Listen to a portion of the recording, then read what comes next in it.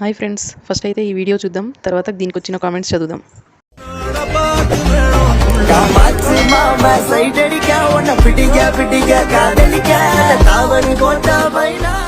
Start చేద్దాం. నిన్ను చూడాలంటే నా 2 కళ్ళు సరిపోవేమో. పుట్టేవేంటి?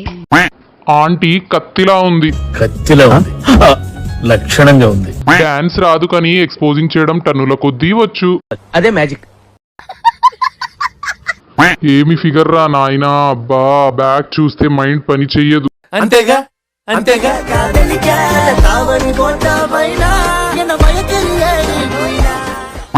ఆ బొడ్డు చూడ్డానికి 100 టైమ్స్ చూసా రీల్.